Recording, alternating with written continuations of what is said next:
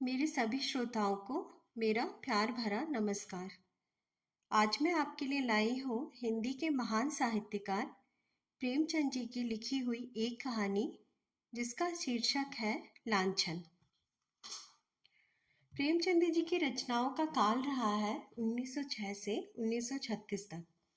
तो प्रस्तुत है कहानी लांछन।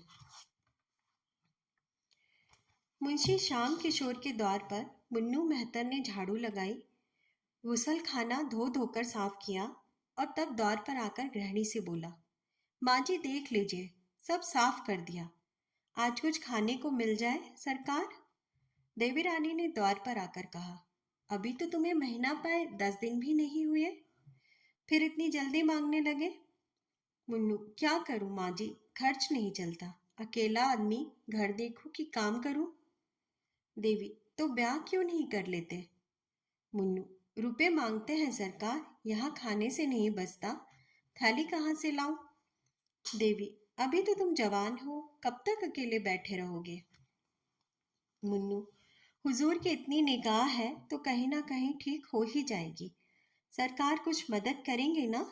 देवी, हाँ हाँ, तुम ठीक ठाक काम करो, मुझसे जो कुछ हो सकेगा मैं दे दूंगी। मुन्नू, सरकार का मिजाज बड़ा अच्छा है, हुजूर इतना ख्याल करती हैं, दूसरे घरों में तो मालकिनें बात भी नहीं पूछती। सरकार को अल्लाह ने जैसी शकल सूरत दी है वैसा ही दिल भी दिया है। अल्लाह जानता है, हुजूर को देखकर भूख प्यास जाती रहती है। बड़े बड़े घर की औरतें देखी हैं, मगर आपके तलुए की बराबरी भी नहीं कर सकती। देवी, चल छूटे, मैं ऐसी कौन खूबसूरत हूँ। मुन्नू, अब सरकार से क्या कहूँ, बड़े बड़े खतरानियों को देखता हूँ मगर गोरेपन के सिवा और कोई बात नहीं, उसमें यह नमक कहाँ सरकार। देवी, 1 रुपए में तुम्हारा काम चल जाएगा। मुन्नू, भला सरकार 2 रुपये हो तो दे दे। देवी, अच्छा यह लो और जाओ। मुन्नू, जाता हूँ सरकार, आप नाराज ना हो तो एक बात पूछूं। देवी, क्या पूछते हो, पूछो, मगर जल्दी, मुझे चूल्हा जलाना है। मुन्नू, तो सरकार जाए, फिर कभी कहूँगा। देवी, नहीं नहीं, कहो क्या बात है, अभी कुछ ऐसी जल्दी नहीं है। मुन्नू, दाल मंडी में सरकार के कोई रहते हैं क्या। देवी, नहीं, यहाँ तो कोई नातेदार नहीं है। मुन्नू, तो कोई दोस्त होंगे, सरकार को अक्सर एक कोठे पर से उतरते देखता हूँ। देवी, दाल मंडी तो रंडियों का मोहल्ला है। मुन्नू, हाँ सरकार, रंडियां बहुत है यहाँ, लेकिन सरकार तो सीधे साधे आदमी मालूम होते हैं, यहाँ रात को देर से तो नहीं आते। देवी, नहीं, शाम से ही पहले आ जाते हैं और फिर कहीं नहीं जाते। हाँ, कभी कभी लाइब्रेरी जरूर जाते हैं। मुन्नू, बस बस, यही बात है हुजूर, मौका मिले तो इशारे से समझा दीजिएगा सर कि रात को उधर ना जाया करे। आदमी का दिल कितना ही साफ हो, लेकिन देखने वाले तो शक करने लगते हैं। इतने में बाबू श्याम किशोर आ गए। मुन्नू ने उन्हें सलाम किया, बाल्टी उठाई और चलता हुआ। श्याम किशोर ने पूछा, मुन्नू क्या कह रहा था। देवी, कुछ नहीं, अपने दुखड़े रो रहा था, खाने को मांगता था, 2 रुपए दे दिए हैं, बातचीत बड़े ढंग से करता है। श्याम, तुम्हें तो बातें करने का मरज है, और कोई नहीं तो मेहतर ही सही, इस भुतने से ना जाने तुम कैसे बातें किया करती हो। देवी, मुझे उसकी सूरत से क्या करना है, गरीब आदमी है, अपना दुख सुनाने लगता है तो कैसे ना सुनो।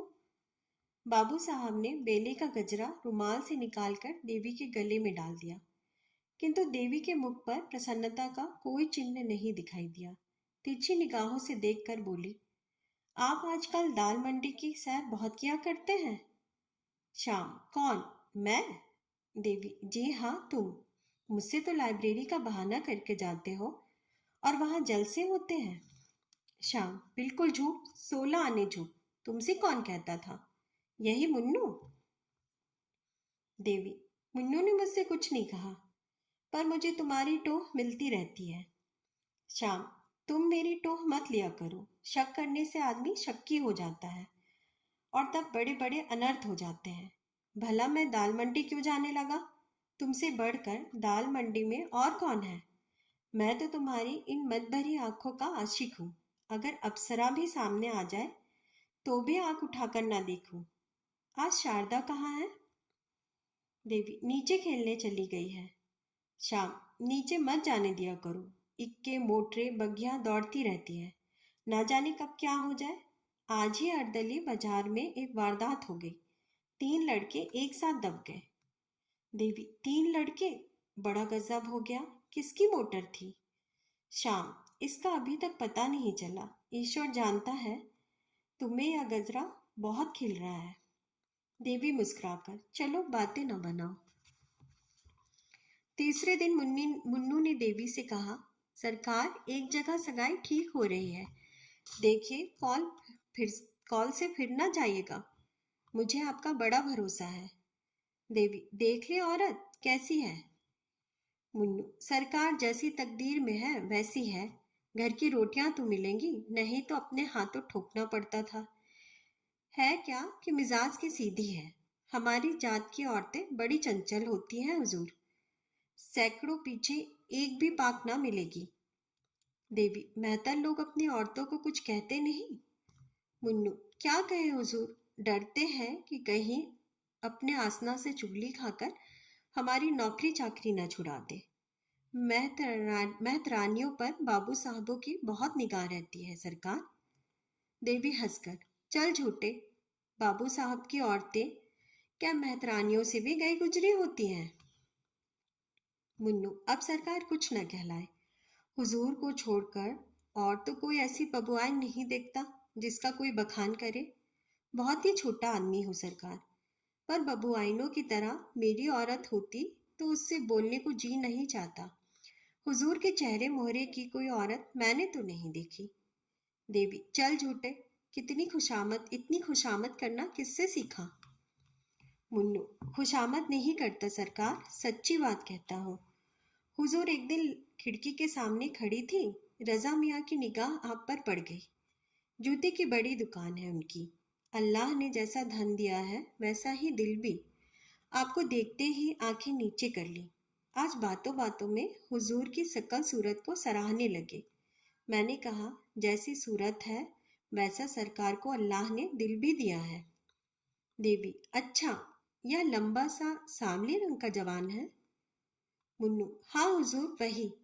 मुझसे कहने लगे कि किसी तरह एक बार फिर उन्हें देख पाता, लेकिन मैंने डांट कर कहा खबरदार मियाँ जो मुझसे ऐसी बातें की, वहां तुम्हारी दाल ना गलेगी।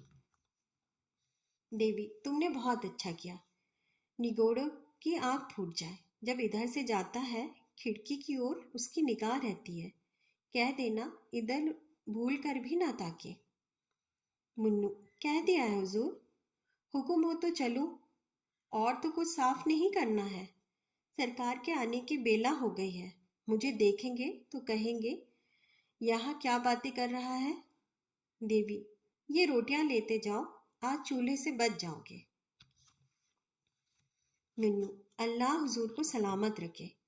मेरा तो यही जी चाहता है कि इस दरवाजे पर पड़ा रहूं और एक टुकड़ा खा लिया करूं। सच कहता हूँ हुजूर को देखकर भूख प्यास जाती रहती है। मुन्नू जा ही रहा था कि बाबू श्याम किशोर ऊपर आ पहुंचे। मुन्नू की पिछली बात उनके कानों में पड़ गई थी। मुन्नू जो ही नीचे गया बाबू साहब देवी से बोले, मैंने तुमसे कह दिया था कि मुन्नू को मुंह न लगाओ, पर तुमने मेरी बात न मानी। छोटे आदमी एक घर की बात दूसरे घर पहुंचा देते हैं। इन्हें कभी मुंह न लगाना चाहिए। भूख प्यास बंद होने की क्या बात थी?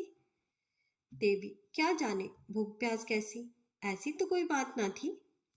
श्याम थी क्यों नहीं, मैंने साफ सुना। देवी मुझे तो ख्याल नहीं आता। होगी कोई बात, मैं कौन उसकी सब बातें बैठी सुना करती हूँ। श्याम तो क्या यह दीवार से बातें करता है? देखो नीचे एक आदमी इस खिड़की की तरफ ताकते चला जाता है। इसी मोहल्ले का मुसलमान का लौंडा है, जूते की दुकान करता है। तुम क्यों इस खिड़की पर खड़ी रहा करती हो? देवी चिक तो पड़ी हुई है। श्याम चिक के पास खड़े होने से बाहर का आदमी तुम्हें साफ देख सकता है। देवी यह मुझे मालूम न था। अब कभी खिड़की खोलूंगी ही नहीं। श्याम, हाँ, फायदा क्या? मुन्नू को अंदर मत आने दिया करो। देवी, गुसल खाना कौन साफ करेगा? श्याम, खैर आए, मगर उससे बातें न करनी चाहिए। आज एक नया थिएटर आया है, चलो देख आए। सुना है इसके एक्टर बहुत अच्छे हैं। इतने में शारदा नीचे से मिठाई का दोना लिए दौड़ती हुई आई। देवी ने पूछा, अरे यह मिठाई किसने दी? शारदा, राजा भैया ने तो दी है। कहते थे तुमको अच्छे अच्छे खिलौने ला दूंगा। श्याम, राजा भैया कौन है? शारदा, वही तो है जो अभी इधर से गए हैं। श्याम, वही तो नहीं जो लंबा सा सांवले रंग का आदमी है? शारदा, हाँ हाँ, वही वही। मैं अब उनके घर रोज जाऊंगी। देवी, क्या तो उसके घर गई थी? शारदा, वही तो गोद में उठाकर ले गए थे। श्याम, नीचे खेलने मत जाया कर, किसी दिन मोटर के नीचे दब जाएगी। देखती नहीं कितनी मोटरें आती रहती हैं। शारदा, राजा भैया कहते थे तुम्हें मोटर पर हवा खिलाने ले चलेंगे। श्याम, तुम बैठे बैठे क्या किया करती हो जो तुमसे एक लड़की की निगरानी भी नहीं हो सकती? देवी, इतनी बड़ी लड़की को संदूक में बंद करके नहीं रखा जा सकता। श्याम, तुम जवाब देने में तो बहुत तेज हो, यह मैं जानता हूँ। यह क्यों नहीं कहती कि बातें करने से फुर्सत नहीं मिलती? देवी, बातें मैं किससे करती हूँ? यहाँ तो कोई पड़ोसन भी नहीं। श्याम, मुन्नू तो है ना? देवी होठ चबाकर, मुन्नू क्या मेरा कोई सगा है जिससे बैठी बातें किया करती हूँ? गरीब आदमी है, अपना दुख रोता है तो क्या कह दूं? मुझसे तो दुत्कारते नहीं बनता। शाम, खैर खाना बना लो, 9 बजे तमाशा शुरू हो जाएगा, 7 बज गए हैं। देवी, तो तुम जाओ देख आओ, मैं न जाऊंगी। शाम, तुम ही तो महीनों से तमाशे की रट लगाई हुई थी, अब क्या हो गया?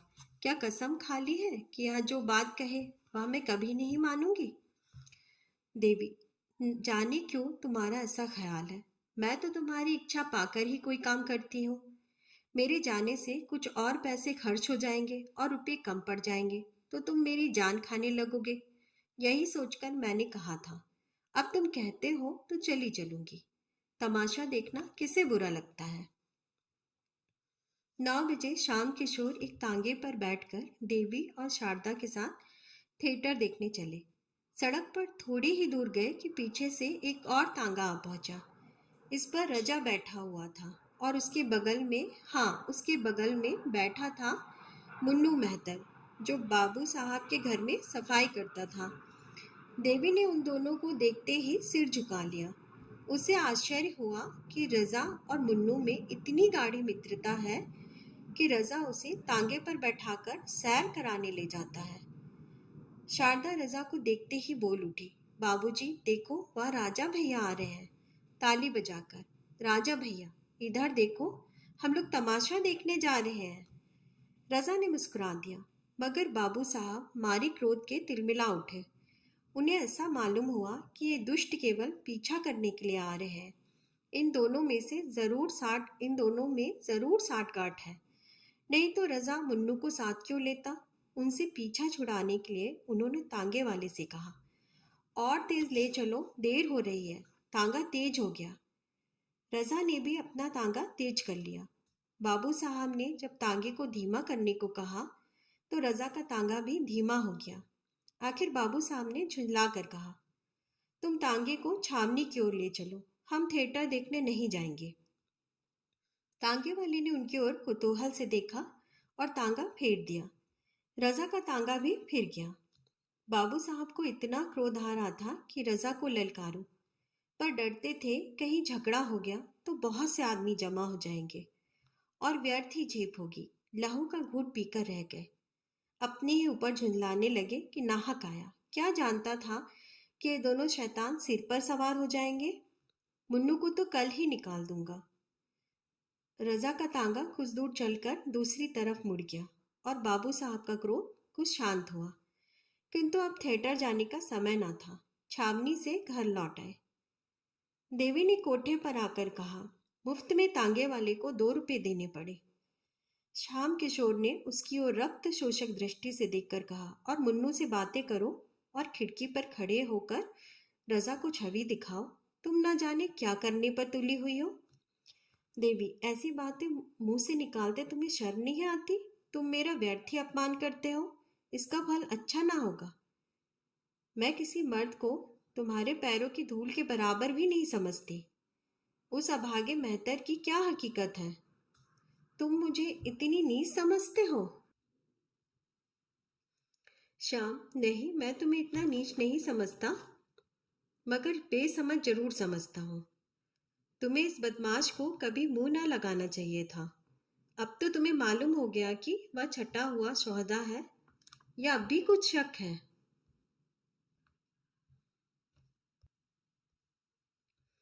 देवी, मैं उसे कल ही निकाल दूंगी।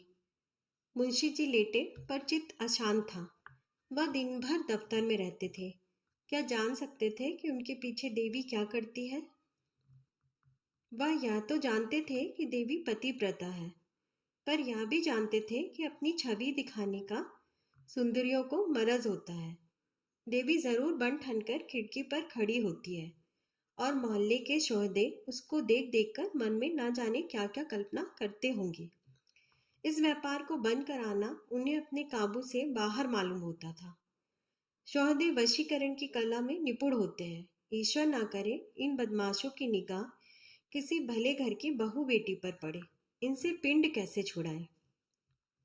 बहुत सोचने के बाद अंत में उन्होंने वह मकान छोड़ देने का निश्चय किया। इसके सिवा उन्हें कोई दूसरा उपाय न सूझा। देवी से बोले, कहो तो यह घर छोड़ दो। इन शोहदों के बीच में रहने से आबरू बिगड़ने का भय है। देवी ने आपत्ति के भाव से कहा, जैसी तुम्हारी इच्छा। श्याम, आखिर तुम ही कोई उपाय बताओ। देवी, मैं कौन सा उपाय बताऊं, और किस बात का उपाय? मुझे तो घर छोड़ने की कोई जरूरत नहीं मालूम होती। एक दो नहीं, लाख दो लाख शोहदे हो तो क्या? कुत्तों को भौंकने से भला कोई अपना मकान छोड़ देता है? शाम, कभी कभी कुत्ते काट भी लेते हैं। देवी ने इसका कोई जवाब ना दिया, और तर्क करने से पति की दुश्चिंताओं के बढ़ जाने का भय था। यह शक्की तो है ही, ना जाने उसका क्या आशय समझ बैठे। तीसरे ही दिन श्याम बाबू ने वह मकान छोड़ दिया। अब इस नए मकान में आने के एक सप्ताह पीछे एक दिन मुन्नू सिर पर पट्टी बांधे लाठी से टेकता हुआ आया और आवाज दी। देवी उसकी आवाज पहचान गई, पर उसे दुत्कारा नहीं। जाकर किवाड़ खोल दिए। पुराने घर के समाचार जानने के लिए उसका चित्त लालायित हो रहा था। मुन्नू ने अंदर आकर कहा, सरकार, जब से आपने वह मकान छोड़ दिया, कसम ले लीजिए जो उधर एक बार भी गया हूं, उस घर को देखकर रोना आने लगता है। मेरा भी जी चाहता है कि इसी मोहल्ले में आ जाऊं।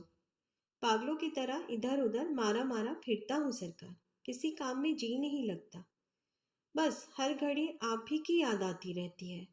हुजूर जितनी परवरिश करती थी उतनी अब कौन करेगा। यह मकान तो बहुत छोटा है। देवी, तुम्हारे ही कारण तो वह मकान छोड़ना पड़ा। मुन्नू, मेरे कारण? मुझसे कौन सी खता हुई सरकार? देवी, तुम ही तो तांगे पर रजा के साथ बैठे मेरे पीछे पीछे आ रहे थे। ऐसे आदमी पर आदमी का शक होता ही है। मुन्नू, अरे सरकार, उस दिन की बात ना पूछिए। राजा मियाँ को एक वकील साहब से मिलने जाना था। वह छावनी में रहते थे। मुझे भी साथ बिठा लिया। उनका साइस कहीं गया हुआ था। मारे लिहाज के आपके तांगे से आगे ना निकलते थे। सरकार उसे शोहदा कहती है। उसका सा भला आदमी मोहल्ले भर में नहीं है। पांचों वक्त की नमाज पढ़ता है हुजूर, 30 रोजे रखता है। घर में बीवी बच्चे सभी मौजूद हैं। क्या मजाल है कि किसी पर बदनिगाह हो। देवी, खैर होगा। तुम्हारे सिर में पट्टी क्यों बंधी है? मुन्नू, इसका माजरा ना पूछिए हुजूर। आपकी बुराई करते किसी को देखता हूँ तो बस बदन में आग लग जाती है। दरवाजे पर जो हलवाई रहता था कहने लगा, मेरे कुछ पैसे बाबूजी पर आते हैं। मैंने कहा, वह ऐसे आदमी नहीं है कि तुम्हारे पैसे हजम कर जाते। बस हुजूर, इसी बात पर तकरार हो गई। मैं तो दुकान के नीचे नाली धो रहा था, वह ऊपर से कूद कर आया और मुझे धकेल दिया। मैं बेखबर खड़ा था। चारों खाने चित्त सड़क पर गिर पड़ा। चोट तो आई, मगर मैंने भी दुकान के सामने बच्चा को इतनी गालियां सुनाई कि आधी करते होंगे। अब घाव अच्छा हो रहा है हुजूर। देवी, राम राम। नाहक लड़ाई लेने गए? सीधी सी बात तो थी, कह देते तुम्हारे पैसे आते हैं तो जाकर मांग लाओ। है शहर ही में, दूसरे देश में तो नहीं भाग गए। मुन्नू, हुजूर, आपकी बुराई सुन के नहीं रहा जाता। फिर चाहे वह अपने घर का लाठ ही क्यों ना हो, भीड़ पड़ूंगा। वह महाजन होगा तो अपने घर का, यहाँ कौन उसका दिया खाते हैं। देवी, उस घर में अभी कोई आया कि नहीं? मुन्नू, कई आदमी देखने आए हुजूर, मगर जहां आप रह चुकी हैं वहां अब दूसरा कौन रह सकता है। हम लोगों ने उन लोगों को भड़का दिया। रजा मियाँ तो हुजूर उसी दिन से खाना पीना छोड़ बैठे हैं। बिटिया को याद कर करके रोया करते हैं। हुजूर को हम गरीबों की याद काहे को आती होगी? देवी, याद क्यों नहीं आती? मैं आदमी नहीं हूँ? जानवर तक थान छूटने पर 2-4 दिन चारा नहीं खाते। या पैसे लो, कुछ बाजार से लाकर खा लो, भूखे होगे। मुन्नू, हुजूर की दुआ से खाने की तंगी नहीं है। आदमी का दिल देखा जाता है हुजूर, पैसों की कौन बात है। आपका दिया तो खाते ही है। हुजूर का मिजाज ऐसा है कि आदमी बिना कौड़ी का गुलाम हो जाता है। तो अब चलूंगा, हुजूर बाबूजी आते होंगे, कहेंगे यह शैतान फिर यहाँ आ पहुंचा। देवी, अभी उनके आने में बड़ी देर है। मुन्नू, ओहो, एक बात तो भूला ही जाता था। रजा मियाँ ने बिटिया के लिए ये खिलौने दिए थे। बातों में ऐसा भूल गया कि इनकी सुध ही ना रही। कहाँ है बिटिया? देवी, अभी तो मदरसे से नहीं आई, मगर इतने खिलौने लाने की क्या जरूरत थी? अरे, रजा ने तो गजा भी कर दिया। भेजना ही था तो 2-4 आने के खिलौने भेज देते। अकेली मेम 3-4 रुपए से कम की ना होगी। कुल मिलाकर 30-35 रुपए से कम के खिलौने नहीं हैं। मुन्नू, क्या जाने सरकार, मैंने तो कभी खिलौने नहीं खरीदे। 30-35 रुपए के ही होंगे तो उनके लिए कौन सी बड़ी बात है। अकेली दुकान से 50 रुपए रोज की आमदनी है हुजूर। देवी, नहीं, इनको लौटा ले जाओ। इतने खिलौने लेकर वह क्या करेगी? मैं सिर्फ एक मेम रख लेती हूँ। मुन्नू, हुजूर, रजा मियाँ को बड़ा रंज होगा। मुझे तो जीता ही ना छोड़ेंगे। बड़े ही मोहब्बती आदमी है हुजूर। बीवी 2-4 दिन के लिए मैके चली जाती है तो बेचैन हो जाते हैं। सहसा शारदा पाठशाला से आ गई और खिलौने देखते ही उस पर टूट पड़ी। देवी ने डांट कर कहा, क्या करती है? क्या करती है? मेम ले ले, और सब लेकर क्या करेगी? शारदा, मैं तो सब लूंगी। मेम को मोटर पर बैठाकर दौड़ाऊंगी, कुत्ता पीछे पीछे दौड़ेगा, इन बर्तनों में गुड़िया के लिए खाना बनाऊंगी। कहाँ से आए हैं अम्मा, बताओ? देवी, कहीं से नहीं आए, मैंने देखने को मंगवाए थे, तो इनमें से कोई एक ले ले। शारदा, मैं सब लूंगी। सब ले लीजिए, कौन लाया है अम्मा? देवी, मुन्नू, तुम खिलौने लेकर जाओ, सिर्फ एक मेम रहने दो। शारदा, कहाँ से लाए हो मुन्नू, बता दो। मुन्नू, तुम्हारे राजा भैया ने तुम्हारे लिए भेजे हैं। शारदा, राजा भैया ने भेजे हैं? ओहो, राजा भैया बड़े अच्छे हैं। कल अपनी सहेलियों को दिखाऊंगी, किसी के पास ऐसे खिलौने ना निकलेंगे। देवी, अच्छा मुन्नू, तुम अब जाओ। रजा मियाँ से कह देना फिर यहाँ खिलौने ना भेजे। मुन्नू चला गया तो देवी ने शारदा से कहा, ला बेटे, खिलौने रख दो। बाबूजी देखेंगे तो बिगड़ेंगे और कहेंगे कि रजा मियाँ से खिलौने क्यों लिए। तोड़ तोड़ कर फेंक देंगे। भूल कर भी उनसे खिलौनों की चर्चा ना करना। शारदा, हाँ अम्मा, रख दो, बाबूजी तोड़ देंगे। देवी, उनसे कभी मत कहना कि राजा भैया ने खिलौने भेजे हैं, नहीं तो बाबूजी राजा भैया को मारेंगे और तुम्हारे कान भी काट लेंगे। कहेंगे लड़की भिखमंगी है, सबसे खिलौने मांगते फिरती है। शारदा, हाँ अम्मा, रख दो, बाबूजी तोड़ देंगे। इतने में बाबू श्याम किशोर भी दफ्तर से आ गए। बुआई चढ़ी हुई थी। आते ही बोले, वह शैतान मुन्नू इस मोहल्ले में भी आने लगा। मैंने आज उसे देखा, क्या यहाँ भी आया था?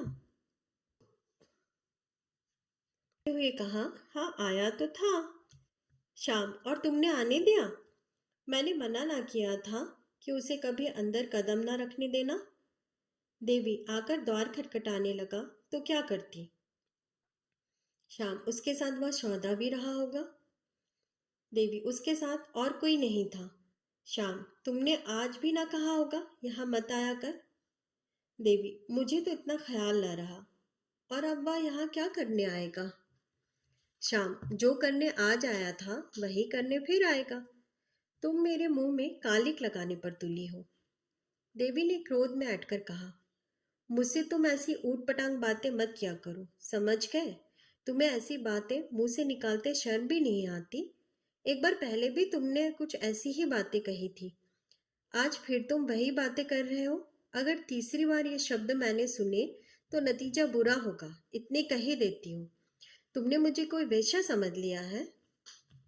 श्याम मैं नहीं चाहता कि वह मेरे घर आए। देवी तो मना क्यों नहीं कर देते? मैं तुम्हें रोकती हूँ? श्याम तुम क्यों नहीं मना कर देती? देवी तुम्हें कहते क्या शर्म आती है? श्याम मेरा मना करना व्यर्थ है। मेरे मना करने पर भी तुम्हारी इच्छा पाकर उसका आना जाना होता रहेगा। देवी ने होठ चबाकर कहा, अच्छा अगर वह आता ही रहे तो क्या हानि है? मेहतर सभी घरों में आया जाया करते हैं। श्याम अगर मैंने मुन्नू को कभी अपने द्वार पर फिर देखा तो तुम्हारी कुशल नहीं, इतना समझाए देता हूँ। यह कहते हुए श्याम किशोर नीचे चले गए और देवी स्तंभित खड़ी रह गई। तब उसका हृदय इस अपमान, लांछन और अविश्वास के आघात से पीड़ित हो उठा। वह फूट फूट कर रोने लगी। उसको सबसे बड़ी चोट जिस बात से लगी वह यह थी कि मेरे पति मुझे इतना नीच, इतना निर्लज समझते हैं। जो काम वेश्या भी नहीं करेगी उसका संदेह मुझ पर कर रहे हैं। शाम किशोर के आते ही शारदा अपनी खिलौने उठाकर भाग गई थी कि कहीं बाबूजी तोड़ न डाले। नीचे जाकर वह सोचने लगी कि इन्हें कहाँ छिपा कर रखूं। वह इसी सोच में थी कि उसकी एक सहेली आंगन में आ गई। शारदा उसे अपने खिलौने दिखाने के लिए आतुर हो गई। इस प्रलोभन को वह किसी तरह रोक न सकी। अभी तो बाबूजी ऊपर है, कौन इतनी जल्दी आए जाते हैं। तब तक क्यों ना सहेली को अपने खिलौने दिखा दो। उसने सहेली को बुला लिया और दोनों नए खिलौने देखने में मगन हो गए कि बाबू श्याम किशोर के नीचे आने की भी उन्हें खबर न हुई। श्याम किशोर खिलौना देखते ही झपट कर शारदा के पास जा पहुंचे और पूछा, तूने ये खिलौने कहाँ पाए? शारदा की किक्की बंद गई। मारे भय के थर थर कांपने लगी। मुंह से एक शब्द भी ना निकला। श्याम किशोर ने फिर गरज कर पूछा, बोलती क्यों नहीं? तुझे किसने खिलौने दिए? शारदा रोने लगी। तब श्याम किशोर ने उसे फुसलाकर कहा, रो मत, हम तुझे मारेंगे नहीं। तुझसे इतना ही पूछते हैं, तूने ऐसे सुंदर खिलौने कहाँ पाए? इस तरह दो चार बार दिलासा देने से शारदा को कुछ धैर्य बंधा। उसने सारी कथा कह सुनाई। हाँ अनर्थ, इससे कहीं अच्छा होता कि शारदा मौन ही रहती। उसका गूंगी हो जाना भी इससे अच्छा था। देवी कोई बहाना करके बला सिर से टाल देती, पर होनी को कौन टाल सकता है। श्याम किशोर के रोम रोम से ज्वाला निकलने लगी। खिलौने वहीं छोड़कर वह धम धम करते हुए ऊपर गए और देवी के कंधे दोनों हाथों से झंझोड़ कर बोले, तुम्हें इस घर में रहना है या नहीं? साफ साफ कह दो। देवी अभी तक खड़ी सिसकियां ले रही थी। यह निर्मम प्रश्न सुनकर उसके आंसू गायब हो गए। किसी भारी विपत्ति की आशंका ने इस हल्के से आघात को भुला दिया। जैसे घातक की तलवार देखकर कोई प्राणी रोगशैया पर से उठकर भागे। श्याम किशोर की ओर भयातुर नेत्रों से देखा, पर मुंह से कुछ न बोली। उसका एक एक रोम मौन भाषा में पूछ रहा था, इस प्रश्न का क्या मतलब है? श्याम किशोर ने फिर कहा, तुम्हारी जो इच्छा हो साफ साफ कह दो। अगर मेरे साथ रहते रहते तुम्हारा जी उब गया हो तो तुम्हें अख्तियार है। मैं तुम्हें कैद करके नहीं रखना चाहता। मेरे साथ तुम्हें छल कपट करने की जरूरत नहीं। मैं सहर्ष तुम्हें विदा करने को तैयार हूँ। जब तुमने मन में एक बात निश्चय कर ली है तो मैंने भी निश्चय कर लिया। तुम इस घर में अब नहीं रह सकती, रहने की योग्य नहीं हो। देवी जी ने आवाज को संभाल कर कहा, तुम्हें आजकल क्या हो गया है जो हर वक्त जहर उगलते रहते हो? अगर मुझसे जी उब गया है तो जहर दे दो। जला जलाकर क्यों जान मारते हो? मेहतर से बातें करना तो ऐसा अपराध ना था। जब उसने आकर पुकारा तो मैंने आकर द्वार खोल दिया। अगर मैं जानती कि जरा सी बात का बतंगड़ हो जाएगा तो उसे दूर से ही धुतकार देती। शाम जी चाहता है तालू से जबान खींच ले। बातें होने लगी, इशारे होने लगे, तोहफे आने लगे। अब बाकी क्या रहा? देवी, क्यों नाहक घाव पर नमक छिड़कते हो? एक अबला की जान लेकर कुछ पा ना जाओगे? शाम, मैं झूठ कहता हूँ? देवी, हाँ झूठ कहते हो। शाम, ये खिलौने कहाँ से आए? देवी का कलेजा धक्सा हो गया। काटो तो बदन में लहू नहीं। समझ गई, इस वक्त ग्रह बिगड़े हुए हैं। सर्वनाश के सभी संयोग मिलते जाते हैं। ये निगूढ़े खिलौने ना जाने किस बुरी साइट में आए। मैंने लिए ही क्यों? उसी वक्त लौटा क्यों न दिए? बात बनाकर बोली। आग लगे वही खिलौने तोहफे हो गए। बच्चों को कोई कैसे रोके? किसी की मानते हैं? कहती रही मत ले, मगर ना मानी तो मैं क्या करती? हाँ, यह जानती कि इस खिलौने पर मेरी जान मारी जाएगी तो जबरदस्ती छीन कर फेंक देती। शाम, इनके साथ और कौन कौन सी चीजें आई हैं? भला चाहती हो तो अभी लाओ। देवी, जो कुछ आया होगा इसी घर में होगा। देख क्यों नहीं लेते? इतना बड़ा घर भी नहीं है कि 4 दिन देखते लग जाए। शाम, मुझे इतनी फुर्सत नहीं है।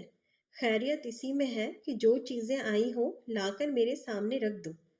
या तो हो नहीं सकता कि लड़की के लिए खिलौने आए हो और तुम्हारे लिए कोई सौगात ना आई हो। तुम भरी गंगा में कसम खाओ तो भी मुझे विश्वास ना आएगा। देवी, तो घर में देख क्यों नहीं लेते? श्याम किशोर ने घूंसा तान कर कहा। कह दिया, मुझे फुर्सत नहीं है। सीधे से सारी चीजें लाकर रख दो, नहीं तो इसी दम गला दबाकर मार डालूंगा। देवी, मारना हो तो मार डालो। जो चीजें आई ही नहीं उन्हें मैं दिखा कहां से दूं?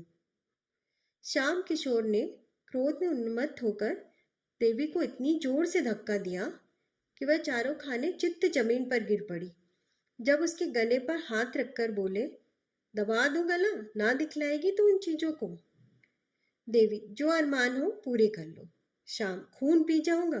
तूने समझा क्या है? देवी, अगर दिल की प्यास बुझती है तो पी जाओ। शाम, फिर तो उस मेहतर से बात ना करोगी? अगर अब कभी मुन्नू या उस सौदे को दौर पर देखा तो गला काट दूंगा। यह कहकर बाबूजी ने देवी को छोड़ दिया और बाहर चले गए। लेकिन देवी उसी दशा में बड़ी देर तक पड़ी रही। उसके मन में इस समय पति प्रेम की मर्यादा रक्षा का लेश भी न था। उसका अंतःकरण प्रतिकार के लिए विकल हो रहा था। इस वक्त अगर वह सुनती कि श्याम किशोर को किसी ने बाजार में जूते से पीटा तो कदाचित वह खुश होती। कई दिनों तक पानी से भीगने के बाद आज यह झोंका पाकर प्रेम की दीवार भूमि पर गिर पड़ी और मान की रक्षा करने वाली कोई साधना न रही। आज केवल संकोच और लोक लाज की हल्की सी रस्सी रह गई है जो एक झटके में टूट सकती है। श्याम किशोर बाहर चले गए तो शारदा भी अपने खिलौने लिए घर से बाहर निकली। बाबूजी खिलौनों को देखकर कुछ बोले नहीं। तो अब उसे किसकी चिंता और किसका भय? अब वह क्यों न अपनी सहेलियों को खिलौने दिखाए। सड़क से उस पार एक हलवाई का मकान था। हलवाई की लड़की अपने द्वार पर खड़ी थी। शारदा उसे खिलौने दिखाने चली। बीच में सड़क थी, सवारी गाड़ियां और मोटरों का तांता बंधा हुआ। शारदा अपनी धुन में किसी का भी ध्यान नहीं रख रही थी। बालोचित उत्सुकता से भरी हुई वह खिलौने लिए दौड़ी। वह क्या जानती थी कि मृत्यु भी उसी तरह उसके पीछे दौड़ी आ रही है। सामने एक मोटर आती हुई दिखाई दी।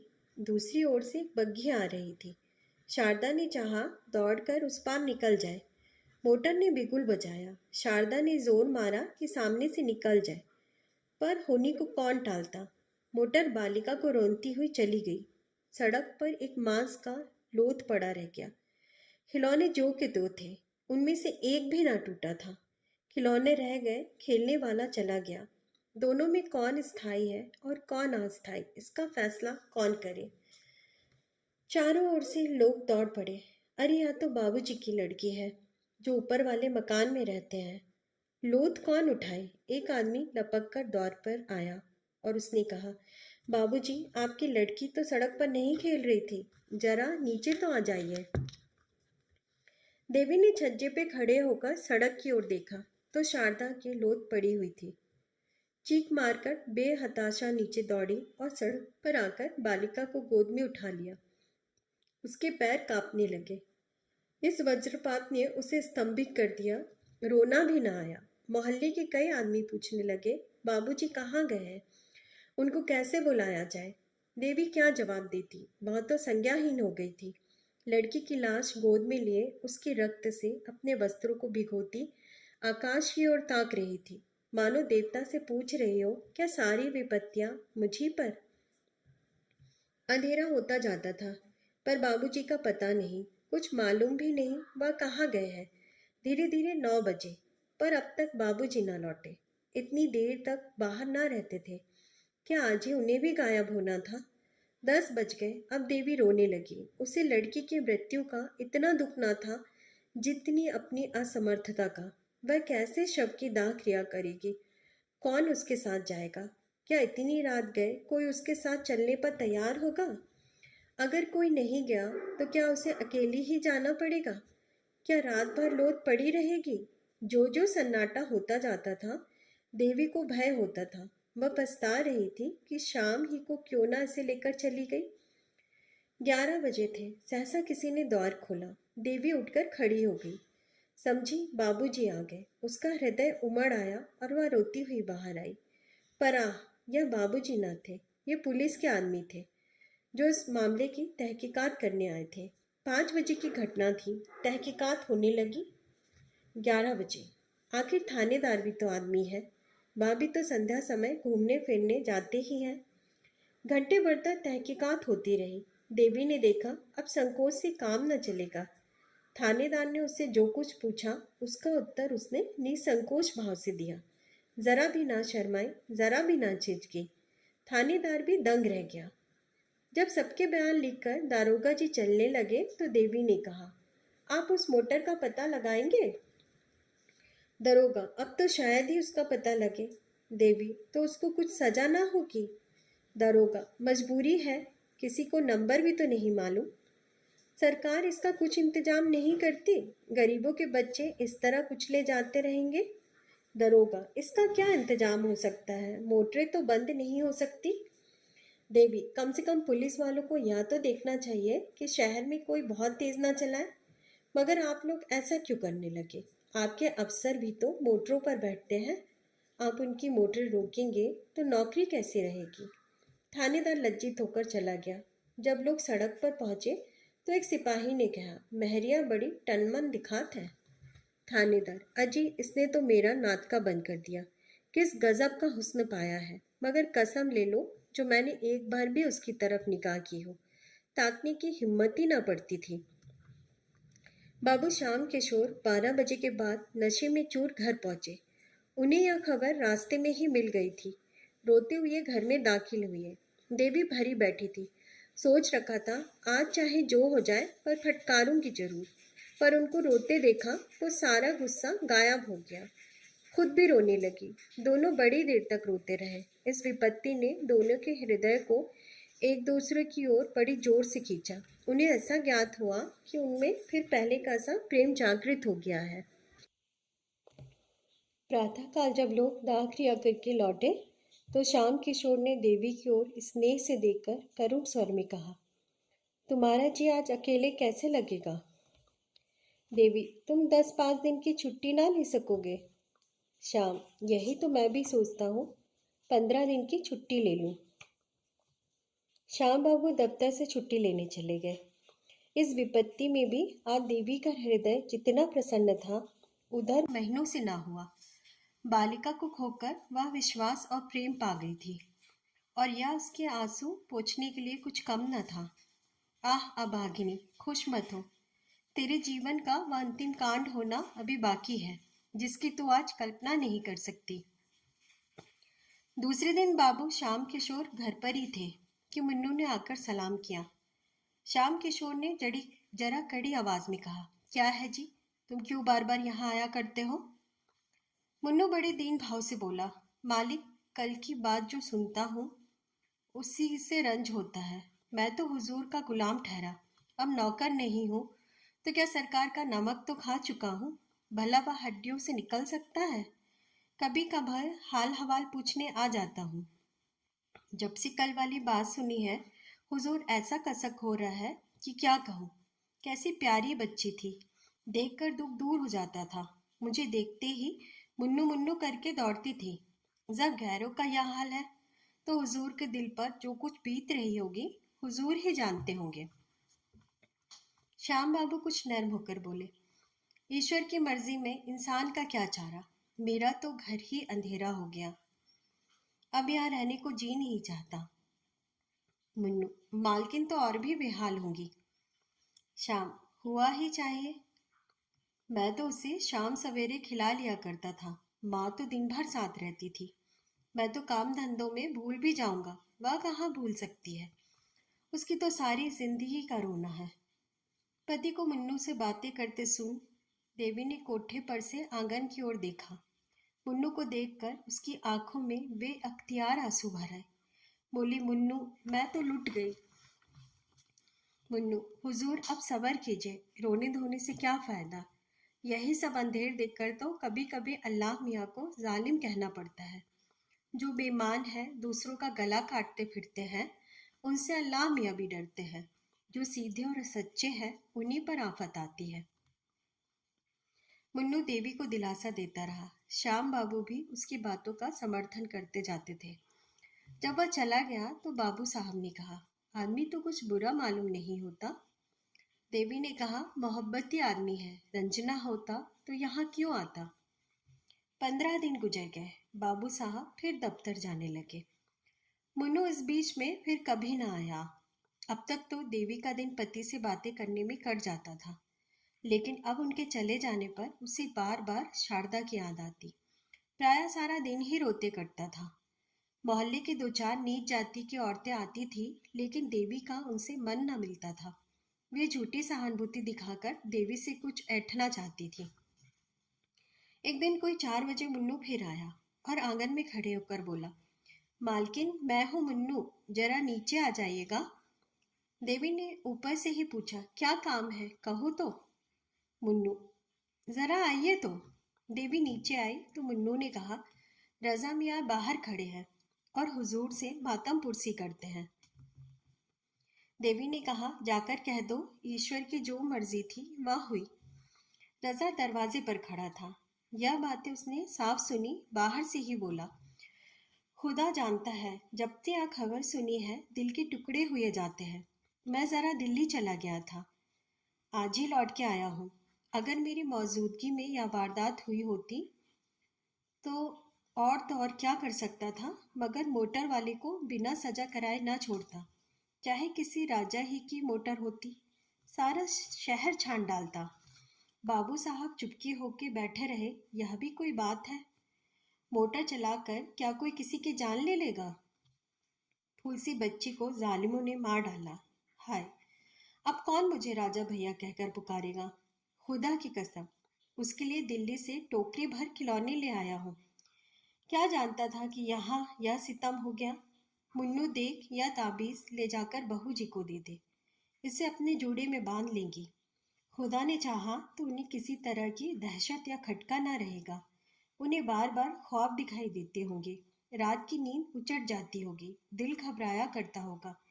ये सारी शिकायतें इस ताबीज से दूर हो जाएंगी। मैंने एक पहुंचे हुए फकीर से यह ताबीज लिखाया है। इस तरह से रजा और मुन्नू उस वक्त तक एक न एक बहाने से दौड़ से न टले, जब तक बाबू साहब आते न दिखाई दिए। श्याम किशोर ने उन दोनों को जाते देख लिया। ऊपर जाकर गंभीर भाव से बोले, रजा क्या करने आया था। देवी, यूं ही मातम पुरसी करने आया था, आज दिल्ली से आया है, यह खबर सुनकर दौड़ा आया था। श्याम, मर्द मर्दों से मातम पुरसी करते हैं या औरतों से। देवी, तुम ना मिले तो मुझे इसी से शोक प्रकट करके चला गया। श्याम, इसकी यह माने है कि जो आदमी मुझसे मिलने आए वह मेरे ना रहने पर तुमसे मिल सकता है, इसमें कोई हरज नहीं, क्यों। देवी, सबसे मिलने मैं थोड़ी ही जा रही हूँ। श्याम, तो रजा क्या मेरा साला है या ससुरा। देवी, तुम तो जरा सी बात पर झल्लाने लगते हो। श्याम, यह जरा सी बात है? एक भले घर की स्त्री एक शोहदे से बात करे, यह जरा सी बात है? तो बड़ी बात किसे कहते हैं? यह जरा सी बात नहीं है कि यदि मैं तुम्हारी गर्दन घोट दूं तो भी मुझे पाप न लगेगा। देखता हूं फिर तुमने वही रंग पकड़ा। इतनी बड़ी सजा पाकर भी तुम्हारी आंखें नहीं खुली।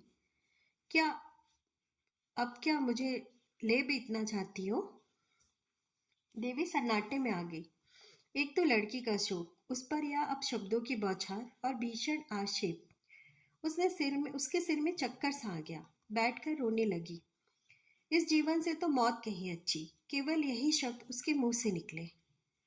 बाबू साहब गरज कर बोले, यही होगा, मत घबराओ, यही होगा। तुम मरना चाहती हो तो मुझे भी तुम्हारे अमर होने की आकांक्षा नहीं है। जितनी जल्दी तुम्हारे जीवन का अंत हो जाए उतना ही अच्छा। कुल में कलंक तो ना लगेगा। देवी ने सिसकियां लेते हुए कहा, क्यों एक अबला पर इतना न्याय करते हो? तुम्हें जरा भी दया नहीं आती? श्याम, मैं कहता हूं चुप कर। देवी, क्यों चुप करूं? क्या किसी की जबान बंद कर दोगे? श्याम फिर बोले, मैं उठकर तेरा सिर तोड़ दूंगा। देवी, क्या सिर तोड़ दोगे? कोई जबरदस्ती है? श्याम, अच्छा तो बुला, देखे तेरा कौन हिमायती है। यह कहते हुए बाबू साहब झल्लाकर उठे और देवी को कई थप्पड़ और घूंसे लगा दिए। मगर वह न रोई, न चिल्लाए, न जबान से एक शब्द निकला। केवल अर्थ शून्य नेत्रों से पति की ओर ताकती रही, मानो यह निश्चय करना चाहती थी कि यह वह आदमी है या कुछ और। जब शाम किशोर ने मार पीट कर उससे दूर हो गए तो देवी ने कहा, दिल के अरमान अभी ना निकले हो तो और निकाल लो, फिर शायद यह अवसर ना मिले। शाम किशोर ने जवाब दिया, सिर काट लूंगा, सिर। तू है किस फेर में? यह कहते हुए नीचे चले गए। झटके के साथ किवाड़ खोले, धमाके के साथ बंद किए और कहीं चले गए। अब देवी की आंखों से आंसू की नदी बहने लगी। रात के 10 बज गए पर श्याम किशोर घर न लौटे। रोते रोते देवी की आंखें सूज आई। क्रोध में मधुर स्मृतियों का लोप हो जाता है। देवी को ऐसा ज्ञात होता है कि श्याम किशोर को उसके साथ कभी प्रेम ही न था। हाँ, कुछ दिनों वह उसका मुंह अवश्य जोहते रहते थे, लेकिन वह बनावटी प्रेम था। उसके यौवन का आनंद लूटने के लिए ही उससे मीठी मीठी प्यारी प्यारी बातें की जाती थी। उसे छाती से लगाया जाता था, उसे कलेजे पर सुलाया जाता था। वह सब दिखावा था, स्वांग था। उसे याद ही ना आता था कि कभी उससे सच्चा प्रेम किया गया हो। अब वह रूप नहीं रहा, वह यौवन नहीं रहा, वह नवीनता नहीं रही। फिर उसके साथ क्यों ना अत्याचार किया जाए? उसने सोचा, कुछ नहीं, अब इनका दिल मुझसे फिर गया है। नहीं तो क्या इस जरा सी बात पर यूं मुझ पर टूट पड़ते? कोई ना कोई लांछन लगाकर मुझसे गला छुड़ाना चाहते हैं। यही बात है तो मैं क्यों इनकी रोटियां और इनकी मार खाने के लिए इस घर में पड़ी रहूं? जब प्रेम ही नहीं रहा तो मेरे यहाँ रहने को धिक्कार है। मैके में कुछ न सही, यह दुर्गति तो ना होगी।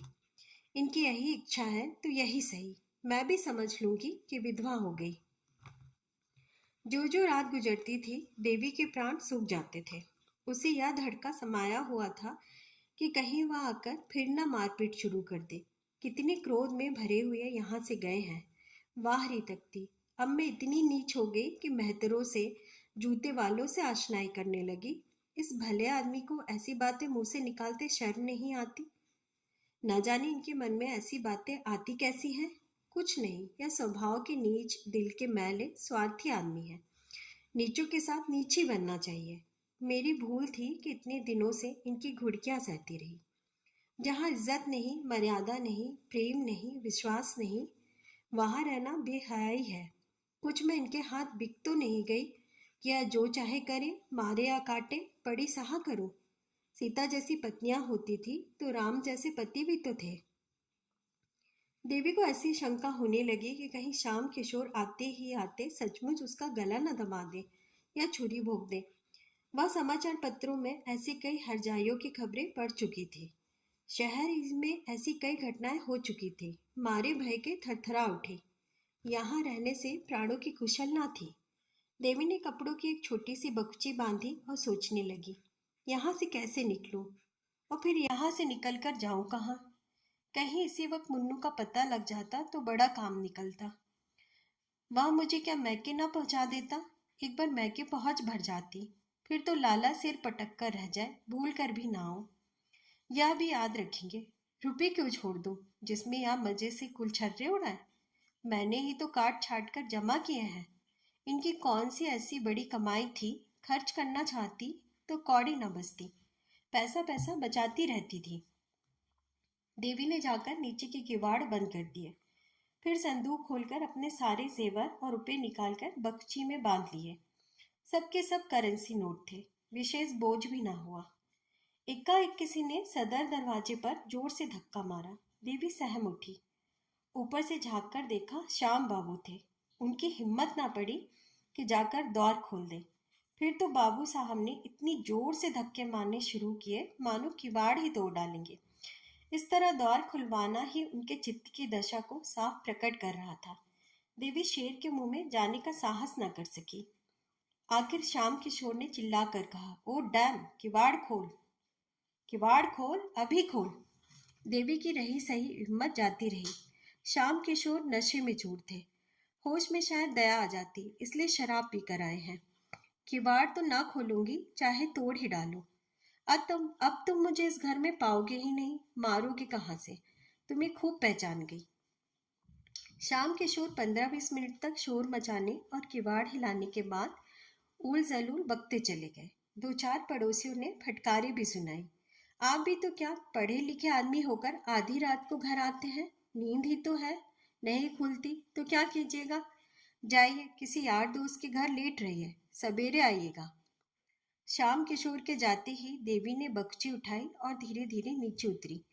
जरा देर उसने कान लगाकर आहट ली कि कहीं श्याम किशोर खड़े तो नहीं है। जब विश्वास हो गया कि वह चले गए हैं तो धीरे से द्वार खोला और बाहर निकल आई। उसे जरा भी शोक, जरा भी दुख ना था।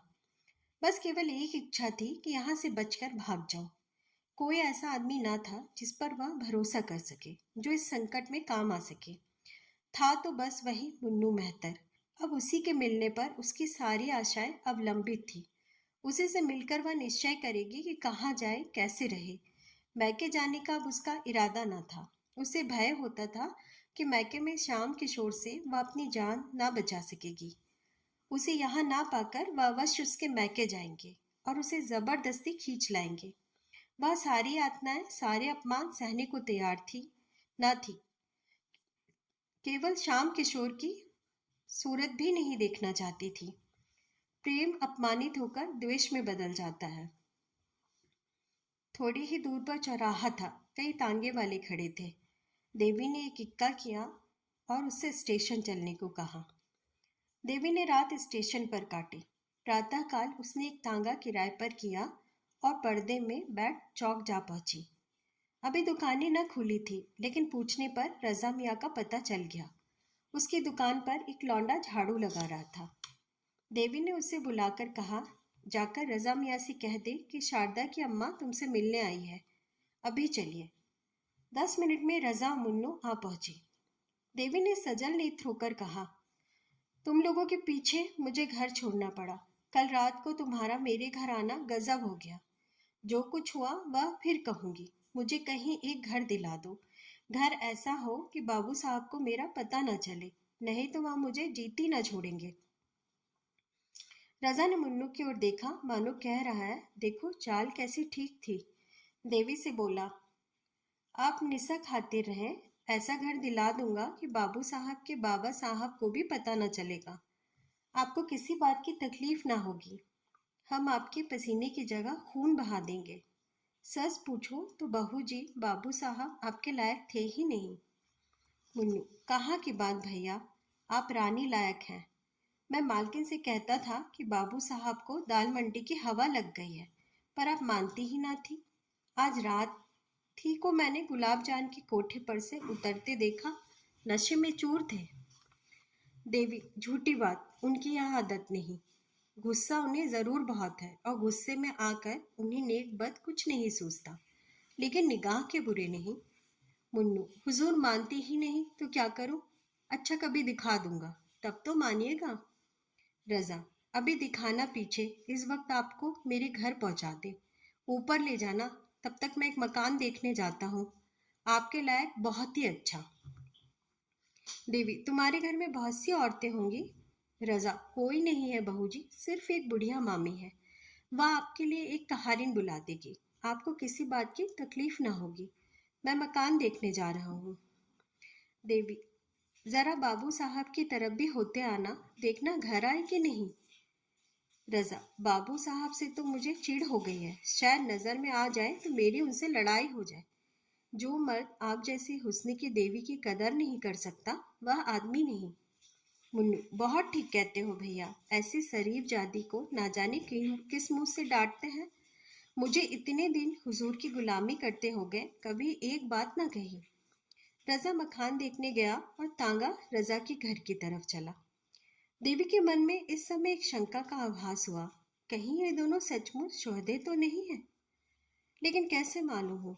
यह सत्य है कि देवी ने जीवन पर्यंत के लिए स्वामी का परित्याग किया था, पर इतनी ही देर में उसे कुछ पश्चाताप होने लगा था। अकेली एक घर में कैसे रहेगी, बैठी बैठी क्या करेगी, यह कुछ उसकी समझ में ना आता। उसने दिल में कहा, क्यों ना घर लौट चलूं, ईश्वर करे वह अभी घर ना आए हो। मुन्नू से बोली, तुम जरा दौड़कर देखो तो बाबूजी घर आए हैं कि नहीं। मुन्नू, आप चलकर आराम से बैठे, मैं देख आता हूँ। देवी, मैं अंदर ना जाऊंगी। मुन्नू, खुदा कसम खा के कहता हूँ, घर बिल्कुल खाली है। आप हम लोगों पर शक करती हैं। हम वह लोग हैं कि आपका हुक्म पाए तो आग में कूद पड़े। देवी 21 उतरकर अंदर चली गई। चिड़िया एक बार पकड़ जाने पर भी फड़फड़ाती है, किंतु पैरों में लासा लगे होने के कारण उड़ न सकी और शिकारी ने उसे अपनी झोली में रख लिया। वह अभागिनी क्या फिर कभी आकाश में उड़ेगी? क्या फिर उसे डालियों पर चहकना नसीब होगा? शाम किशोर सवेरे घर लौटे तो उनका चित्त शांत हो गया था। उन्हें शंका हो रही थी कि कदाचित देवी घर में ना होगी। द्वार के दोनों पट खुले देखे तो कलेजा सन से हो गया। इतने सवेरे किवाड़ों का खुला रहना अमंगल सूचक था। एक क्षण द्वार पर खड़े होकर अंदर की आहट ली, कोई आवाज न सुनाई दी। आंगन में गए, वहां भी सन्नाटा। ऊपर चारों तरफ सुना, घर काटने को दौड़ रहा था। शाम किशोर ने अब जरा सतर्क होकर देखना शुरू किया। संदूक में रुपए नदारद, गहने का संदूक भी खाली। अब क्या भ्रम हो सकता था? कोई गंगा स्नान के लिए जाता है तो घर के रुपए नहीं उठा ले जाता। वह चली गई। अब इसमें लेश मात्र भी संदेह नहीं था। यह भी मालूम था कि वह कहाँ गई है। शायद इसी वक्त लपक कर जाने से वह वापस भी लाई जा सकती है, लेकिन दुनिया क्या कहेगी? श्याम किशोर ने अब चारपाई पर बैठकर ठंडे दिल से इस घटना की विवेचना शुरू की। इसमें तो संदेह ना था कि रजा और उसके पिट्ठू मुन्नू ने ही बहकाया है। आखिर बाबूजी का कर्तव्य क्या था? उन्होंने वह पुराना मकान छोड़ दिया, देवी को बार बार समझाया। इसके उपरांत वह क्या कर सकते थे? क्या मानना अनुचित था? अगर एक क्षण के लिए अनुचित ही मान लिया जाए तो क्या देवी को इसी तरह घर से निकल जाना चाहिए था? कोई दूसरी स्त्री जिसके हृदय में पहले से ही विष ना भर गया हो, केवल मार खाकर घर से नहीं निकल जाती। अवश्य ही देवी का हृदय कलुषित हो गया है। बाबू साहब ने फिर सोचा, अभी जरा देर में महरी आएगी, वह देवी को घर में ना देखकर पूछेगी तो क्या जवाब दूंगा? दम के दम में सारे मोहल्ले में यह खबर फैल जाएगी। हाय भगवान, क्या करूं? श्याम किशोर के मन में इस वक्त जरा भी पश्चाताप, जरा भी दया न थी। अगर देवी किसी तरह उन्हें मिल सकती तो वह उसकी हत्या कर डालने में जरा भी पसोपेश न करते। उसका घर से निकल जाना, चाहे आवेश के सिवा उसका और कोई कारण ना हो, उनके निगाह में अक्षम्य था। क्रोध बहुधा विरक्ति का रूप धारण कर लिया करता है। श्याम किशोर को संसार से घृणा हो गई। जब अपनी पत्नी ही दगा कर जाए तो किसी से क्या आशा की जाए? जिस स्त्री के लिए हम जीते भी हैं और मरते भी, जिसको सुखी रखने के लिए हम अपने प्राणों का बलिदान कर देते हैं, जब वह अपनी ना हुई तो फिर दूसरा कौन अपना हो सकता है? इसी स्त्री को प्रसन्न रखने के लिए उन्होंने क्या नहीं किया। घर वालों से लड़ाई की, भाइयों से नाता तोड़ा, यहाँ तक कि वे अब उनकी सूरत भी नहीं देखना चाहते। उसकी कोई ऐसी इच्छा ना थी जो उन्होंने पूरी ना की हो। उसका जरा सा भी सिर दुखता था तो उनके हाथों के तोते उड़ जाते थे। रात की रात उसकी सेवा शुश्रूषा में बैठे रहते थे। वही स्त्री आज उनसे दगा कर गई, केवल एक गुंडे के बहकाने में आकर उनके मुंह में कालिक लगा गई। गुंडों पर इल्जाम लगाना तो एक प्रकार से मन को समझाना है। जिसके दिल में खोट ना हो उसी कोई क्या बहका सकता है। जब इस स्त्री ने धोखा दिया तो फिर समझना चाहिए कि संसार में प्रेम और विश्वास का अस्तित्व ही नहीं, यह केवल भावुक प्राणियों की कल्पना मात्र है। ऐसे संसार में रहकर दुख और दुराशा के सिवा और क्या मिलता है। हाँ दुष्टा, ले आज से तू स्वतंत्र है, जो चाहे कर, अब कोई तेरा हाथ पकड़ने वाला नहीं रहा। जिसे तू प्रियतम कहते नहीं थकती थी, उसके साथ तूने यह कुटिल व्यवहार किया। चाहूं तो तुझे अदालत में घसीट कर इस पाप का दंड दे सकता हूँ, मगर क्या फायदा, इसका फल तुझे ईश्वर देगा। श्याम किशोर चुपचाप नीचे उतरे, न किसी से कुछ कहा न सुना, द्वार खुले छोड़ दिए और गंगा तट की ओर चले।